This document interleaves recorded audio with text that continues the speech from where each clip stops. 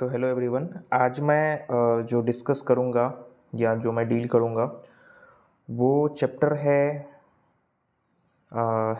जितने भी governor general और वाइसरॉय से रिलेटेड जितने भी क्वेश्चंस बनने वाले थे उसको मैं आज डील करूँगा। क्योंकि आप लोगों को पता है कि मैंने 2 वीडियो बनाया था गवर्नर जनरल और वाइसरॉय पे बेस्ड ऑन। वो वीडियो था कि हम कैसे फार्मूला के हेल्प से गवर्नर जनरल के कार्यकाल एंड उसके काम और उसके जो टर्म्स को कैसे याद करेंगे, है ना, with the help of formula. मैंने 5 फार्मूला डिस्कस करे थे। अगर आप लोगों ने उस फार्मूला को याद कर लिया होगा तो अब जो हम लोग क्वेश्चन सॉल्व करने जा रहे हैं वो क्वेश्चन हमारा आसानी से सॉल्व होगा और हम आसानी से उसे हम रिकॉल कर पाएंगे और हम रिलेट कर पाएंगे। ठीक है, तो टोटल 115 के अप्रॉक्स इसमें एमसीक्यू है जो कि लगभग सारे पार्ट को कवर कर लिया है। और ये जो बुक है यानी कि ये जो क्वेश्चन बैंक है, ये क्वेश्चन बैंक है घटना चक्र का, जिसमें जितने भी स्टेट के पीसीएस पेपर होते हैं like UP PCS, Bihar PCS, MP PSC, Rajasthan PSC, even union public service commission यानी कि यूपीएससी, सारे पेपर के जो क्वेश्चंस आए हुए हैं उन सारे क्वेश्चंस के प्रीवियस ईयर्स का कंपाइलेशन जो कि घटना चक्र में है उसको आज मैं डिस्कस करूंगा।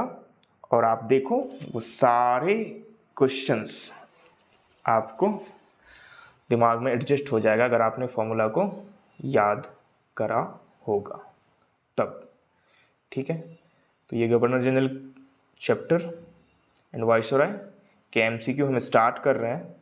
ठीक है, तो यहाँ देखते हैं। क्वेश्चन इंग्लिश में है, मैं इसे हिंदी में डील कर दूंगा, है ना, डोंट वरी फॉर दैट, है ना, I will handle this.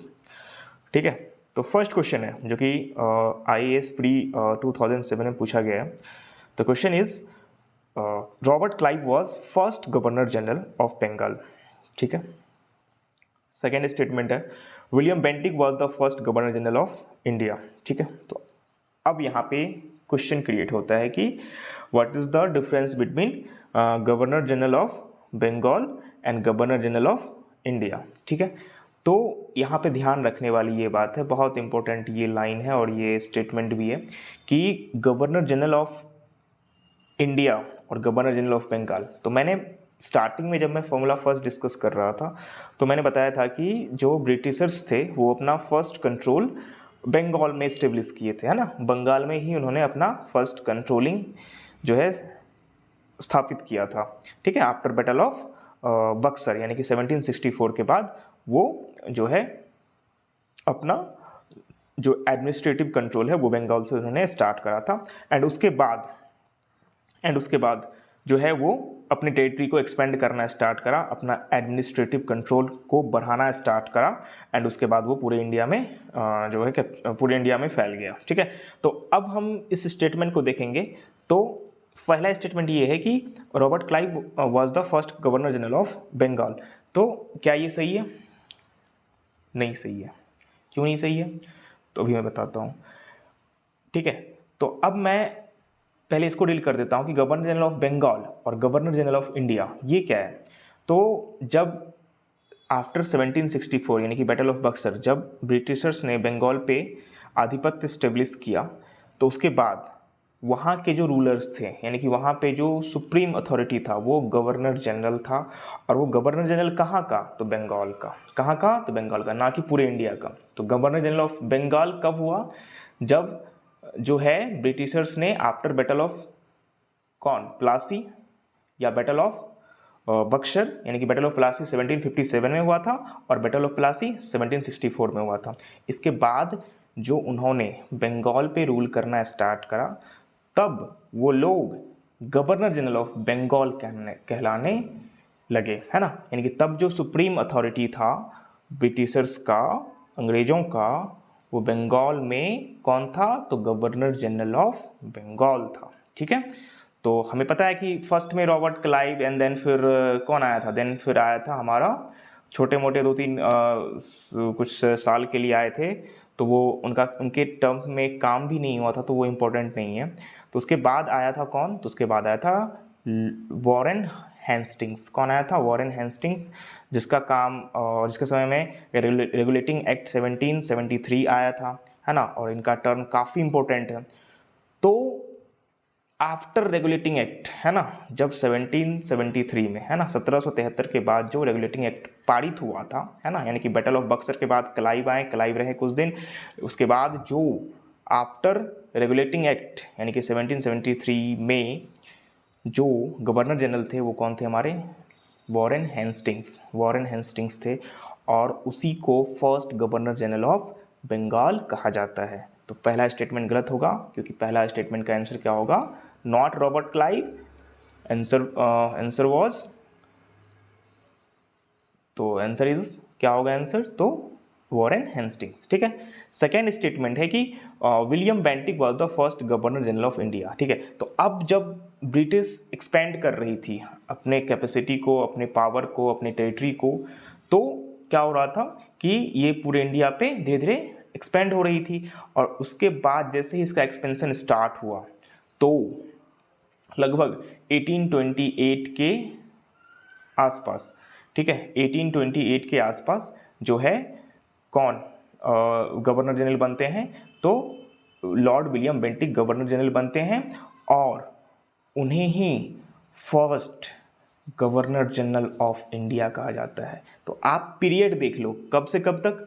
Period देख लो आप, पीरियड देख लो आप, कब से कब तक? तो हमने बताया कि 1764 में बैटल ऑफ बक्सर होता है, इसके बाद एडमिनिस्ट्रेटिव कंट्रोल बंगाल में इस्टेब्लिश होता है, एंड इसके बाद क्या होता है? 1773 में, है ना, रेगुलेटिंग एक्ट आती है, ब्रिटिशर्स की का ऐसा एक्ट जो इंडिया में रेगुलेट करने के लिए लाया गया था, है ना, रेगुलेटिंग एक्ट लाया गया था, और इसी एक्ट के बेसिस पे वॉरेन हेस्टिंग्स बंगाल के फर्स्ट गवर्नर जनरल हुए। ठीक है, ठीक है। सेकेंड, अब टाइम आता है 1828, लगभग 50 से 60 सालों के बाद लगभग। ठीक है, तो ये टाइम आता है, इसमें क्या होता है? इसमें Lord William Bentinck governor general बनते हैं, और वो governor general not only for Bengal, वो गवर्नर जनरल बनते हैं पूरे इंडिया के लिए। कहाँ के लिए? पूरे इंडिया के लिए। तो सेकेंड स्टेटमेंट हमारा क्या है? सही है, सेकेंड स्टेटमेंट इज ट्रू। ठीक है, सेकेंड स्टेटमेंट क्या है हमारा? सही है। ठीक है, तो आगे चलते हैं। ठीक है, तो आंसर हो जाएगा बी। ठीक है, यही बातें लिखी हुई हैं यहाँ पे। ठीक है, तो लॉर्ड विलियम बेंटिक को first governor general of India कहते हैं, याद रखिएगा, और लॉर्ड हेस्टिंग्स को, है ना, वॉरेन हेस्टिंग्स को, लॉर्ड हेस्टिंग्स नहीं, वॉरेन हेस्टिंग्स को first governor general of Bengal कहते हैं। अब कुछ समय के बाद, यानी कि 1856 के अप्रॉक्स, आप देखिएगा लॉर्ड कैनिंग आएगा। Lord Canning was governor general, और वहाँ पे गवर्नर जनरल वर्ड्स को ही गायब कर दिया जाता है, ये शब्द को ही हटा दिया जाता है। जो सुप्रीम अथॉरिटी होगा हमारे इंडिया में, दैट वॉज, वो कौन था? वो था नॉट गवर्नर जनरल, वो था वाइसरॉय। वो क्या था? वाइसरॉय, यानी कि गवर्नर जनरल शब्द को वाइसरॉय से रिप्लेस कर दिया गया, और उसके बाद से गवर्नर जनरल नहीं, उसके नाम पे वाइसरॉय यूज होने लगा। ठीक है, तो ये हो गया, तो वो आएगा आगे हम लोग देखेंगे।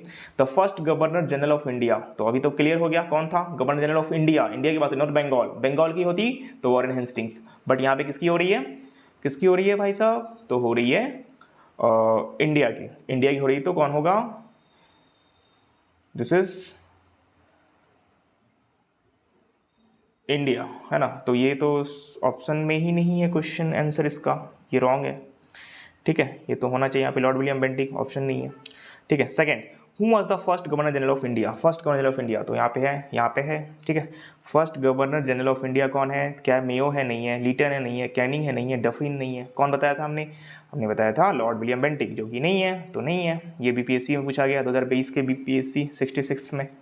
ठीक है, 4 में है कंसिडर द फॉलोइंग इवेंट्स, है ना, इवेंट को कंसिडर करना है, उसके बाद क्या करना है? उसके बाद क्या करना है? उसके बाद करना है, उसके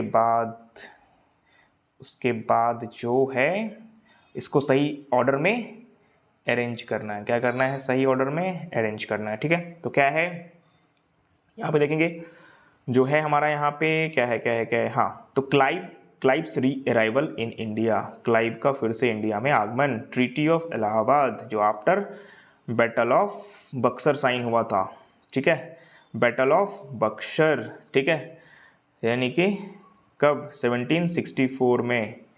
ये ट्रीटी ऑफ इलाहाबाद ये जो हुआ था ये इसके बाद हुआ था, यानी कि 1765 के अप्रॉक्स हुआ था। और क्लाइव का अराइवल जो है, री अराइवल जो है वो, एक सेकेंड, वो Warren Hastings became India's governor. तो वॉरेन हेस्टिंग्स 1772 के अप्रॉक्स बना था, आपको पता होगा। 77 नहीं, आफ्टर बैटल ये रेगुलेटिंग एक्ट यानी कि 1773 के बाद, यानी कि 74 में, ठीक है।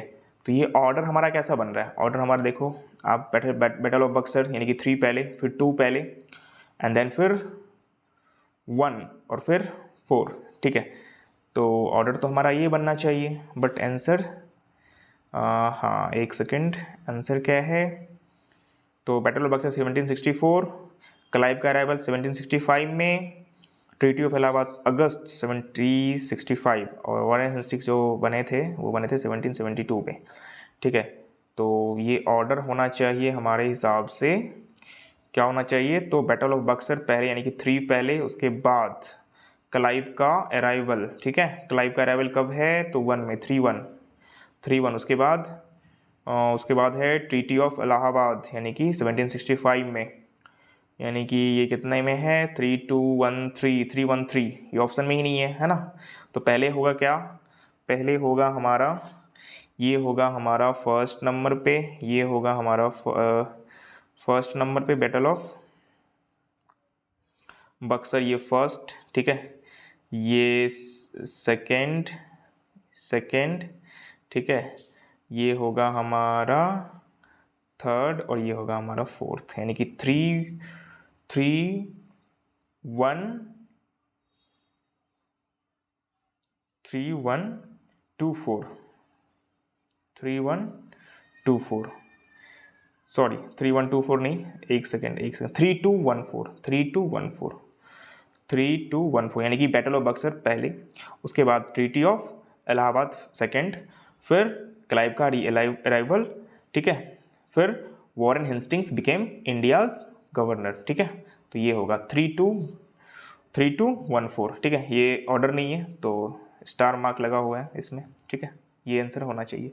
Which one of the following statement is not true, कौन सा सही नहीं है। The foundation of the system of civil administration was firmly laid down by Warren Hastings, on which the superstructure was raised by Cornwallis. Clive was responsible for reforming the East India Company civil and military service. This is wrong, ये गलत है, Clive नहीं था responsible, Cornwallis था। Lord William Bentinck was one of the greatest British rulers as he consolidated the British Empire in India। बिल्कुल सही है। Lord Dalhousie added rich lemitones to British Empire on basis of doctrine of lapse। बिल्कुल doctrine of lapse Dalhousie के time में आया था, है ना।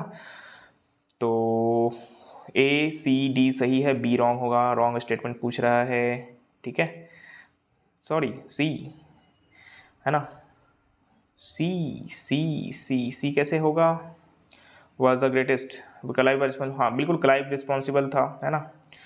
लिखो यहाँ पे कॉर्नवालिस को मेन रिस्पॉन्सिबिलिटी दिया जाता है कि जो मिलिट्री और सिविल रिफॉर्म हम देखेंगे अभी आगे, कि जो कॉर्नवालिस था उन्होंने बहुत सारे पुलिस एक्ट लाए थे, कोर्ट को फौजदारी और ये कोर्ट एस्टेब्लिश करा था, जजेस की नियुक्तियाँ स्टार्ट करी थी। तो कॉर्नवालिस को मेन रिफॉर्मर कहा जाता है, लेकिन यहाँ पे स्टेटमेंट इसको सही मान रहा है तो ठीक है, बी भी सही है। और सी को जो है रॉन्ग मान रहा है। Lord William Bentinck was one of the greatest British rulers as he consolidated the British empire in India. नहीं, कंसोलिडेटेड इन्होंने नहीं करा था, कंसोलिडेशन जो स्टार्ट हुआ था वो वेलेजली के टाइम में, वेलेजली ने क्या करा था, और मतलब कंसोलिडेशन मतलब होता है एक करना, जमा करना, हाँ, ये टेरिटरी को रूल करने के लिए जो है मैक्सिमम टेरिटरी को जीतना, है ना। तो बेंटिक ने नहीं करा था, वो वेलेजली ने करा था और डलहौजी ने करा था, इसलिए आंसर हमारा सी होगा, यानी कि 5 का सी इज रॉन्ग, ठीक है। यहाँ पे लिखा हुआ है कि Clive led both civilian as well as military reforms under the civil reforms he banned, उसने बैंड करा था गिफ्ट्स ऑफ प्राइवेट बिजनेस, है ना, प्राइवेट बिजनेस और गिफ्ट्स को बैन करा था। He made internal tax compulsory, और इंटरनल टैक्स को कंपलसरी करा था। Under military reforms he ordered to ban dual alliance systems from 1766 AD. It was given only to those soldiers who work outside the borders of Bihar and Bengal. The foundation system of civil administration was firmly laid down by the Warren Hastings, है ना, Warren Hastings है, फिर Cornwallis ने भी काम करा था इस पे काफ़ी। He rule lasted this and remember this। हाँ, फिर डलहौजी के बारे में दिया गया। डलहौजी ने 1848 से लेकर 56 तक इन्होंने रूल करा था, और इसके टाइम में जो है डॉक्ट्रिन ऑफ लैप्स लाया था, इसमें कि फूट डालो शासन करो की नीति जो है डलहौजी के टाइम में आया था, और उसने इस बेसिस पे काफ़ी टेरिटरी को जीते थे, जिसमें कि सबसे इंपॉर्टेंट है यहाँ पे कि जो फर्स्ट टेरिटरी को डलहौजी ने किसको जीता था, तो डलहौजी ने फर्स्ट टेरिटरी 1848 में सतारा को जीता था। किसको जीता था? सतारा को जीता था। जैतपुर और संभलपुर को 1849 में, बघात को 1850 में, उदयपुर को 1852 में, और झांसी को 1854 में। यहाँ पे काफ़ी इंपॉर्टेंट ये झांसी काफ़ी इंपॉर्टेंट है। यहाँ पे क्वेश्चन बनता है कि झांसी को कब जीता था, सतारा को फर्स्ट जीता था, तो ये यहाँ वेरी वेरी इंपॉर्टेंट। और नागपुर को 1854 में, ठीक ना, नागपुर को 1854 में, है ना। डॉक्ट्रिन ऑफ लैप्स के तहत कौन जीता था? तो लॉर्ड डलहौजी ने, है ना।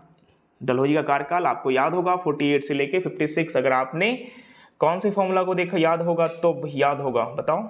तो अगर आपने ये फॉर्मूला 4 को अगर याद रखा होगा तो आप नहीं, फॉर्मूला 3 को याद रखा होगा तो आपको डलहौजी के बारे में पता होगा, ठीक है। 3 के बारे में, 4 के बारे में, ठीक है, और 2 के बारे में, ठीक है। तो ये काफ़ी इंपॉर्टेंट है, याद रखिएगा। डॉक्ट्रिन ऑफ लैप्स के हिसाब से, बेसिस पे, व्हाट वाज द टेरिटरी जो कि डलहौजी ने उसको कैप्चर करा था, तो that was Satara was the first territory, यानी कि 1848 में उसे कैप्चर करा था। उसके बाद झांसी 1854 में, ठीक है। Next, who was the founder of empire in India? तो किसको फाउंडर कहा जाता है एम्पायर इन इंडिया में? तो वो कहा जाता है लॉर्ड क्लाइव को। किसको कहा जाता है? क्लाइव। बिकॉज क्लाइव के टाइम में ही जो है ये हमारा जो है ये क्या बोलते हैं, ये battle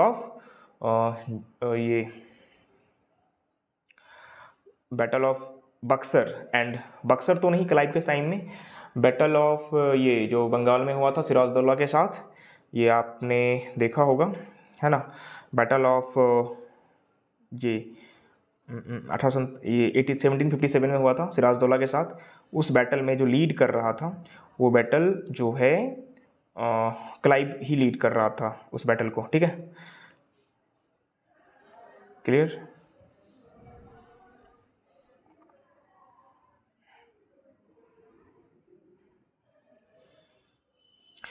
who led the Banaras rebellion against the Britishers? तो बनारस रिबेलियन को किसने लेड करा था, किसके नेतृत्व में लड़ा गया था? तो ही was Raja Chet Singh. Very very important. Banaras rebellion को राजा चेत सिंह ने लीड करा था। At the time of establishment of Asiatic Society, है ना, in Calcutta, who was the governor general of Bengal? तो 1784 ईस्वी में एशियाटिक सोसाइटी ऑफ बंगाल को सर विलियम जोन्स ने एस्टेब्लिश करा था। किसने एस्टेब्लिश करा था? सर विलियम जोन्स ने। और वो टाइम था वॉरेन हेस्टिंग्स का, है ना। Lord Warren Hastings was the governor of that time when mister William Jones ने एशियाटिक सोसाइटी ऑफ बंगाल की या कलकत्ता की स्थापना करी थी 1784 में, ठीक है। क्लियर? आगे चलते हैं। 9 नंबर क्वेश्चन है ना। The policy of security cell is related with? तो सिक्योरिटी सेल की जो पॉलिसी है किससे रिलेटेड है? सिक्योरिटी सेल की जो पॉलिसी है ये किससे रिलेटेड है? This is related to Warren Hastings. ये जो है वॉरेन हेस्टिंग्स से रिलेटेड है। सिक्योरिटी सेल क्या होता है? The policy security cell is related to Warren Hastings and Wellesley, दोनों से रिलेटेड है ना। दोनों से रिलेटेड है, वेलेजरी से भी और वॉरेन हेस्टिंग्स से भी। ऑप्शन में हेस्टिंग्स है तो हेस्टिंग्स बोलेंगे, ठीक है। तो Warren Hastings fought with Mysore and Marathas to achieve status equivalent to other Indian states. तो उन्होंने हेस्टिंग्स ने फाइट करा था किससे? मैसूर से और मराठा एम्पायर से, इक्विवेलेंट स्टेटस के लिए, है ना। Like other Indian states like equivalent status के लिए उसने मैसूर और मराठा से लड़ाई करा था। During this time company try to form buffer state also known as ring fence. हाँ, रिंग फेंस पॉलिसी भी आ सकता है और ये सिक्योरिटी सेल की पॉलिसी भी आ सकती है, दोनों सेम थिंग है ना। रिंग फेंस पॉलिसी भी किसके टाइम में आया था, तो वो वॉरेन हेस्टिंग्स और वेलेस्ली के टाइम में, है ना। जनरली ऑप्शन में वॉरेन हेस्टिंग्स ही रहता है, ठीक है। तो या सिक्योरिटी सेल रहे या रिंग फेंस थ्योरी रहे, है ना, रिंग फेंस पॉलिसी रहे, तो वो जो है वॉरेन हेस्टिंग्स और वेलेस्ली के टाइम में आया था। तो इसका काम क्या था, तो ये जो है सेम स्टेटस जो है मैसूर और मराठा को भी अदर स्टेट के भांति उसको भी सेम स्टेटस प्रोवाइड करने के लिए उन्होंने क्या करा था, मराठा और मैसूर एम्पायर से लड़ाई स्टार्ट करा था। तो इसी को जो है रिंग फेंस की पॉलिसी से का नाम दिया गया, with an aim to protect its state from Afghans and Marathas, ठीक है। Thus they agreed to protect Awadh on the condition that Nawab of Awadh will bear the expenses. The main aim of Wellesley was to enforce Indian states to rely on his army power.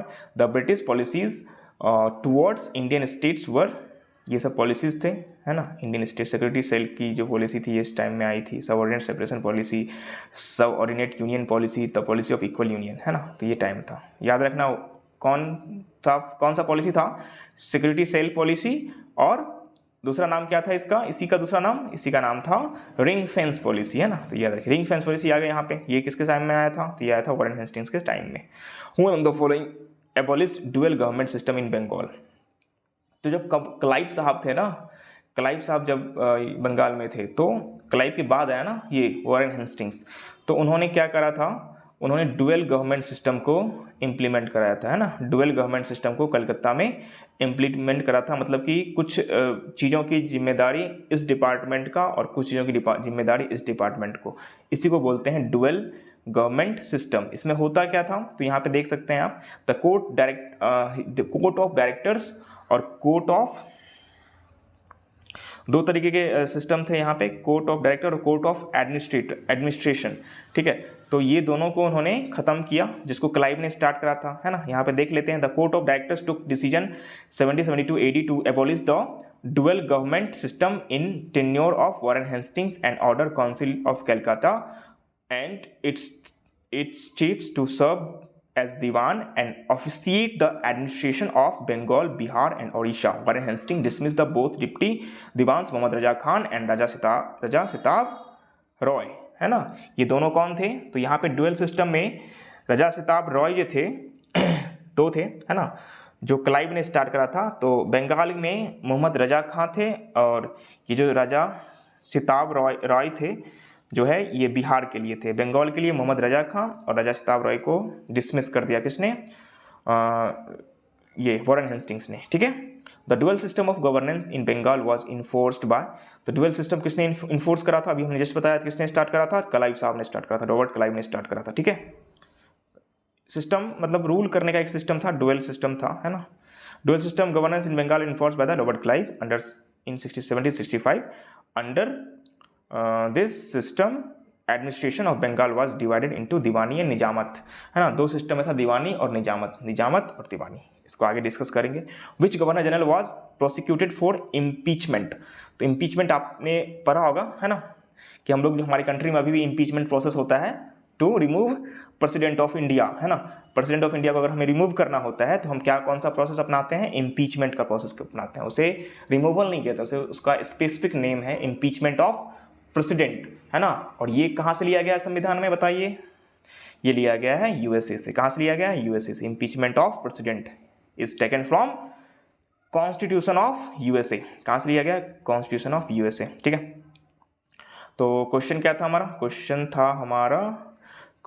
था हमारा एक second, कि which governor general was prosecuted for impeachment. तो Warren Hastings को impeachment हुआ था, लेकिन impeachment बस वो दिखाने के लिए था, है ना, कि इन्होंने ये सब करा इसलिए हमने उसको इम्पीच कर रहे हैं ब्रिटिश पार्लियामेंट ने, लेकिन ऐसा कुछ भी नहीं हुआ। फिर वो जो है ब्रिटिश पार्लियामेंट फिर से जो है इम्पीचमेंट के बाद मतलब सख्ती से पेश नहीं आई, है, नॉर्मली बस उसको शो ऑफ के लिए उन्होंने बताया कि हमने इम्पीचमेंट करा है, उन्होंने अगर ऐसा ऐसा काम इंडिया में करा है तो drop all charges against him after considering the his services. It was said that Warren Hastings had done all this for the benefit of empire. ठीक है, फिर उन्होंने जितना भी चार्जेस उस पर लगे थे उनको उन्होंने हटा लिया। ठीक है, who among the following was prosecuted for impeachment British empire, Warren Hastings clear हो गया। The revolt of Vellore occur during the regime of which governor general. तो हमें पता है कि अगर वेल्लोर का म्यूटनी हुआ था तो हमें पता है कि 1806 में हुआ था, और 1806 में हुआ था तो अकॉर्डिंग टू फार्मूला, अगर आपको याद हो फार्मूला, तो आप बताइए कि 1806 किस फार्मूला के अंदर आता है ना, बताइए। 1806 आता है आपको फार्मूला नंबर 1 में, क्योंकि हमने फार्मूला नंबर 1 में कहाँ पे एंड करा था, तो याद होगा आपको, क्लाइव के वॉर से मैके के कान में शोर हुआ, उसकी जली और वॉर हुआ, और यह खबर मिंट में छपा, तो मिंट पे एंड हुआ था पहला फार्मूला, और मिंट पे जब एंड हुआ था फार्मूला तो हमने बताया था कि मिंट 1807 से लेके 1813, ठीक है, यानी कि 1813 तक वो रूल करा था, है ना। और ये जो वेलोर मूवमेंट हुआ था वो कब हुआ था, तो 1805-6 में हुआ था। कब हुआ था? 1806 में हुआ था। और इस समय में जो गवर्नर जनरल थे वो कौन थे? सर जॉर्ज वॉरलो थे। कौन थे? सर जॉर्ज वॉरलो, है ना। वॉर हुआ, है ना, वही था ना, वॉर हुआ, वॉरलो से वॉर हुआ, ठीक है। Establish the judicial organisation in India. तो जुडिशियल ऑर्गेनाइजेशन किसके टाइम में इस्टेब्लिश हुआ था? तो हमने बताया था कि जजेस वगैरह या कोर्ट वगैरह का इस्टेब्लिशमेंट लॉर्ड कॉर्नवालिस के टाइम में हुआ था। किसके टाइम में हुआ था? लॉर्ड कॉर्नवालिस के टाइम में हुआ था। और वो किसके कितने नंबर के गवर्नर जनरल थे? आफ्टर कॉर्नवालिस उसके बाद कौन आया था? कान में शोर हुआ, जस्ट कान में शोर हुआ, है ना, कान में शोर हुआ, कान के बाद शोर, शोर के बाद शोर, है ना। शोर कौन था? शोर कौन था बताइए? सर जॉन शोर, है ना। कान में शोर हुआ और शोर के बाद जली, वेलेजली आया, है ना। कान में शोर हुआ, वेलेजली आया। ये तो आगे हो गया ना कि ये क्या पूछ रहा है, क्वेश्चन पूछ रहा है कि हाँ, तो जुडिशियल जो ऑर्गेनाइजेशन था वो कौन एस्टेब्लिश करा था? Lord Cornwallis. और लॉर्ड कॉर्नवालिस जो था वो कितने नंबर का था? तो वो था हमारा तीसरे नंबर का गवर्नर जनरल, ठीक है, ऑफ बंगाल। क्लियर? वो तीसरे नंबर का गवर्नर जनरल ऑफ बंगाल था, ठीक है, कॉर्नवालिस। क्लियर? इसने काफ़ी जुडिशियल रिफॉर्म वगैरह किए थे, है ना, कोर्ट वगैरह इन्होंने इस्टेब्लिश करा था, ठीक है, इसलिए इसको इस काम के लिए जाना जाता है। Clear? Next, who among the following governor general created the covenanted civil service and of India which later came to be known as Indian Civil Service। तो ये भी काम किसने करा था? लॉर्ड कॉर्नवालिस ने। किसने करा था? लॉर्ड कॉर्नवालिस ने करा था, है ना। जो सिविल सर्विस आप देख रहे हो अभी इंडिया में, IAS IPS वगैरह जो है, जो इसका जो स्टार्टिंग नींव किसने डाली थी? स्टार्टिंग नींव इसकी कॉर्नवालिस ने डाली थी। The enforcement of public service was done in the tenure of Cornwallis. ये भी वही काम, पब्लिक सर्विस यानी कि IAS PCS, है ना। तो ये जो है सिविल सर्विस वगैरह टेन्योर ऑफ कॉर्नवालिस में किया गया था। Same question, the second half of 18th century who was often called local representative of aura and authority of company of Bahadur. तो वो था बी, दरोगा, ठीक है। तो जो 18th सेंचुरी था, who was often called the local representative. हमें पता है कि जो ब्रिटिशर्स के टाइम में दरोगा जो लोकल अथॉरिटी में होता था वो काफ़ी पावरफुल होता था, है ना, उसका जो है वो था, ठीक है, ऑरायन अथॉरिटी उसकी बहुत थी, है ना।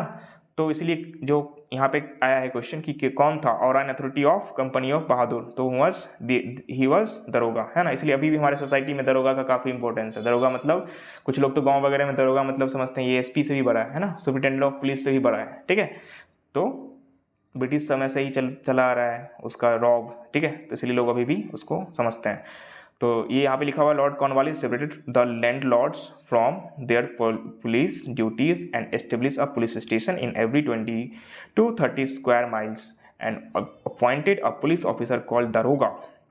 The appointment and supervision of daroga was done by magistrate. The farmer regarded the daroga as a local representative of the pride of company Bahadur, ठीक है। The tomb of Lord Cornwallis is situated in very good Ghazipur में, UP के गाजीपुर में, है ना। ये eastern UP में, ठीक है, ईस्टर्न, हाँ ईस्टर्न नहीं, सॉरी, कह सकते हैं साउथ वेस्ट में, साउथ वेस्ट यूपी में गाजीपुर एक सिटी है जहाँ पे माना जाता है कि यहाँ पे कॉर्नवालिस का क्या है, तो ये टॉम्ब है, ठीक है।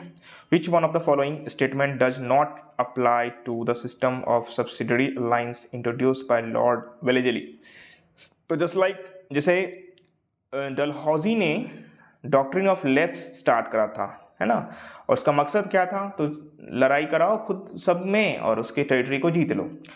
उससे पहले वेलेजली, है ना, लॉर्ड वेलेजली ने क्या करा था, तो लॉर्ड वेलेजली ने सब्सिडरी अलायंस की पॉलिसी स्टार्ट करी थी, है ना, कि तुम्हें हेल्प करेंगे, तुम अपना टेरिटरी क्या करो, मेरे साथ मिला लो, तुम्हें जो भी अटैक करेगा हम तुमको हेल्प करेंगे, टेंशन मत लो, हम तुम्हारे भाई हैं, ठीक है। लेकिन भाई के नाम पे वो क्या करता था, उस टेरिटरी को अपने टेरिटरी में मिला लेता था, है ना। पहले क्या किस किस हिसाब से वो सटता था, तो वो जो बोलता था वो क्या बोलता था, उनका स्टेटमेंट ये होता था कि हम आपकी सुरक्षा करेंगे, आप पे अगर कोई अदर टेरिटरी अटैक करती है, अदर साम्राज्य, अदर एम्पायर अटैक करता है, तो हम आपको सुरक्षा प्रोवाइड करेंगे, तो आप मेरे साथ ये अलायंस साइन कर लो, ये सब्सिडरी अलायंस साइन कर लो, तो हम आपकी सुरक्षा करेंगे, ठीक है। तो है ना, और कुछ फिक्स इनकम भी ये लोग क्या करते थे, उससे जनरेट करते थे, मतलब अगर आपको सुरक्षा देंगे ना, तो उसके लिए हमें कुछ पैसा भी चाहिए, है ना, तो ये चीज़ें थी, है ना। तो ये क्या था यहाँ पे क्वेश्चन ये था कि the which of the following statement does not apply the system of subsidiary alliance introduce by lord Wellesley, है ना। तो कौन सा स्टेटमेंट नॉट अप्लाई होता है, to maintain the large army at the other expenses, to maintain a large standing army at other expenses, to keep India safe from Napoleonic danger. उस time Napoleon का वो चल रहा था रशिया में, है ना, फ्रांस में, तो नेपोलियन इधर की ओर आ रहा था, है ना, तो उसको वो इन लोगों का ये मानना था कि अगर आप मेरे साथ सब्सिडरी अलायंस कर लेंगे ना, तो नेपोलियन जो अटैक होगा तो हम आपको उससे बचा लेंगे, ठीक है। तो ये भी सही है। To secure fix income for the company, ये रॉन्ग है। To establish British paramountcy over the Indian state, तो ये सही है ना।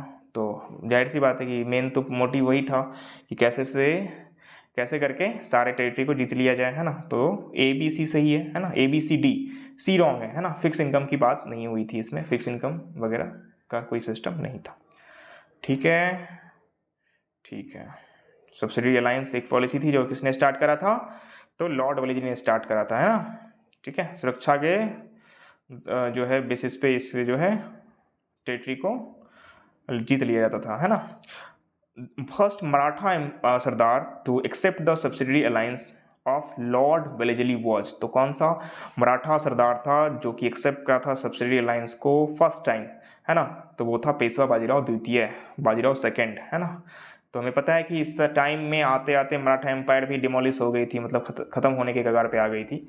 तो ये पेशवा बाजीराव जो द्वितीय था, उन्होंने सब्सिडरी अलायंस ब्रिटिशर्स के साथ साइन कर लिया था, और उसके बाद जो है ब्रिटिश का इस पे आधिपत्य स्टार्ट हो गया, है ना, ठीक है।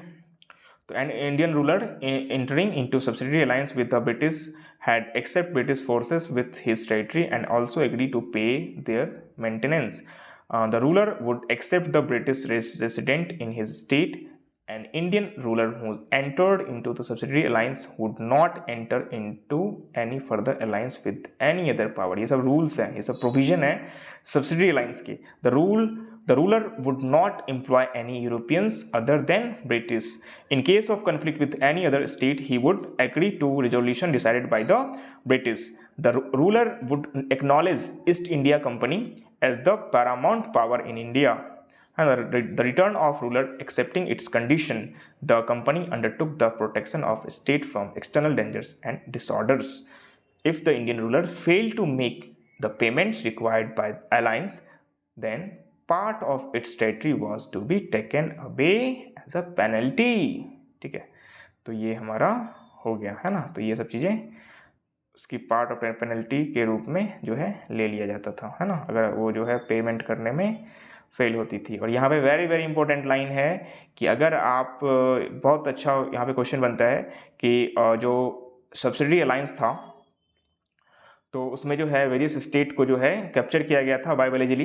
तो अभी जो क्वेश्चन बना हमारा कि बाजीराव द्वितीय यानी कि मराठा एम्पायर कौन था जिसने सब्सिडरी अलायंस साइन किया था वेलेजली के साथ, तो वो हुआ ही वॉज बाजीराव द्वितीय, है ना। और ये कब साइन किया था, तो ये याद रखना भाई साहब, ये किया था 1802 में, ठीक है। और फिर जो है और भी स्टेट हुए थे जो कि सब्सिडरी लाइंस साइन किए थे। तो सबसे पहला स्टेट सब्सिडरी लाइंस में 1798 में Hyderabad was the first state जो कि सब्सिडरी लाइंस साइन किया था। किसके साथ? तो नई दिल्ली के साथ। फिर तंजौर और मैसूर 1799 में। अवध 1801 में। बहुत बढ़िया क्वेश्चन यहाँ से बनता है, अवध कब साइन किया था? अवध का और हैदराबाद का इंपॉर्टेंट है। फिर भोंसले उतना इंपॉर्टेंट नहीं है। फिर सिंधिया 1804 में। फिर होलकर 1818 में। तो इन्होंने क्या किया था? सब्सिडरी लाइंस जो है पॉलिसी साइन करा था नई दिल्ली के साथ, ठीक है।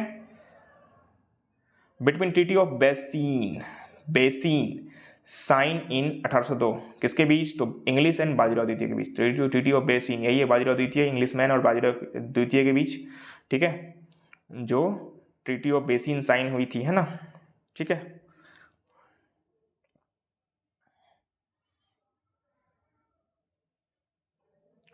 The first Indian ruler who joined the subsidy alliance was, तो कौन सा था फर्स्ट इंडियन? तो निजाम ऑफ हैदराबाद। अभी मैं देखा 1748 में फर्स्ट रूलर कौन था? निजाम ऑफ हैदराबाद, ये 1748 में, ठीक है, ठीक है। और जो है अवध 1801 में, याद रखिएगा आप लोग। ये 1802 में, ठीक है, ठीक है, 1802 में कौन? बाजीराव, ठीक है, ये याद रखना है, ठीक है, क्लियर। और ये त्रावणकोर जो है, त्रावणकोर शायद ये जो है ये तो साइन नहीं किया था शायद, ये तो है ही नहीं, ऑप्शन में ही नहीं, ऑप्शन में है बट ये नहीं साइन किया था, है ना।